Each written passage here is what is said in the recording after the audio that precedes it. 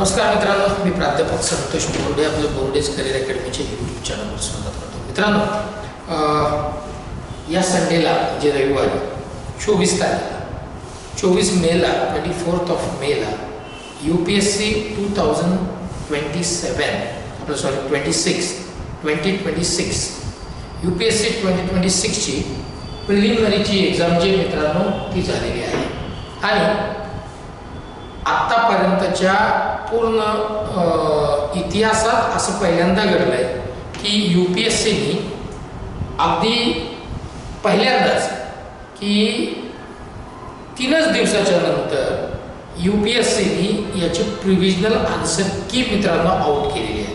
आजचा हा व्हिडिओ या संदर्भातला आहे. मित्रांनो, बोर्डेज करिअर अकॅडमीच्या यूट्यूब चॅनलला जर आपण पहिल्यांदा व्हिजिट करत असाल तर बोर्डेज करिअर अकॅडमीचे यूट्यूब चॅनल सबस्क्राईब करायला विसरू नका, ज्याची लिंक डिस्क्रिप्शन बॉक्समध्ये दिलेली आहे आणि बेल आयकॉन प्रेस करा, म्हणजे वेळोवेळी सगळ्या नवीन येणाऱ्या जाहिराती, ॲडव्हर्टाइजमेंट, नोटिफिकेशन आपण ज्याला म्हणतो, हे सगळ्यात आधी तुमच्यापर्यंत पोहोचेल. या व्हिडिओमध्ये मी बोर्डेज करिअर अकॅडमीची UPSC CSAT साठीची 2027ला जी एक्झाम होणार आहे त्याची नवीन बॅच कधी सुरू होणार आहे आणि हा जे प्रोविजनल आन्सर की आउट झालेली आहे त्याच्या संदर्भातली माहिती मी तुम्हाला या व्हिडिओमध्ये देणार आहे. चला मित्रांनो, जास्तीत जास्त विद्यार्थ्यांपर्यंत हा व्हिडिओ शेअर करायला विसरू नका आणि आवडल्यास लाईक करा. चला मित्रांनो, बघूया बोर्डेज करिअर अकॅडमीची UPSCची CSAT ची तयारी 2027 साठीची मित्रांनो येत्या 20 जून पासून सुरू होते आहे. 20 जून पासून मित्रांनो सुरू होत आहे. त्याच्यामध्ये सगळं कंप्लीट CSATचं प्रिपरेशन आम्ही तुमच्याकडनं करून घेणार आहोत. यासाठी एक्सपर्ट फॅकल्टीज तुमच्यासोबत असतील, रेग्युलर टेस्ट त्याच्या होतील आणि एक स्मार्ट स्ट्रॅटर्जी ज्याला असं आपण म्हणूया की ही स्ट्रॅटर्जी आम्ही तुमच्यासोबत राहून ती तुम्हाला ती एक स्ट्रॅटर्जी आहे, त्या स्ट्रॅटर्जीनुसारच या एक्झामसाठीचं प्रिपरेशन आम्ही तुमच्याकडनं मित्रांनो करून घेणार आहोत. चला, आता हे झाले 20 जून. लक्षात ठेवा, बॅच स्टार्ट होते आहे. ऑनलाईन आणि ऑफलाईन दोन्ही प्लॅटफॉर्मवर ही बॅच असणार आहे मित्रांनो. आता हे जे आन्सर की जी आउट झालेली आहे मित्रांनो त्याच्याबद्दलची आपण माहिती घेऊया. आता बघा, याच्यामध्ये GS पेपर 1 जो आहे जनरल स्टडीजचा, या जनरल स्टडीजचे नंबर ऑफ क्वेश्चन जे आहेत ते 100 होते, परंतु एक क्वेश्चन ड्रॉप केलेला आहे UPSCने. याच्यामधनं 99 क्वेश्चनची ही प्रोविजनल आन्सर की जी आहे मित्रांनो तुमच्या समोर इथे दिसते आहे. हे मुद्दामून तुम्हाला यासाठी सांगतोय की ही आन्सर की खूप महत्त्वाची आहे. याच्यातनं तुम्हाला अंदाज येणार आहे की तुम्ही केलेले जे अटेम्प्ट आहेत हे कितपत करेक्ट आहेत, है ना. आणि मग याच्यामध्ये करेक्ट किती आहेत, रॉंग किती आहे आणि रॉंग असलेल्यावर पण तुमचं ॲनालिसिस मित्रांनो होऊन जाईल. ही आन्सर की आहे पेपर 1 ची जनरल स्टडीजची मित्रांनो. परत सांगतोय, एक क्वेश्चन जो आहे तो UPSCने ड्रॉप केलेला मित्रांनो आहे.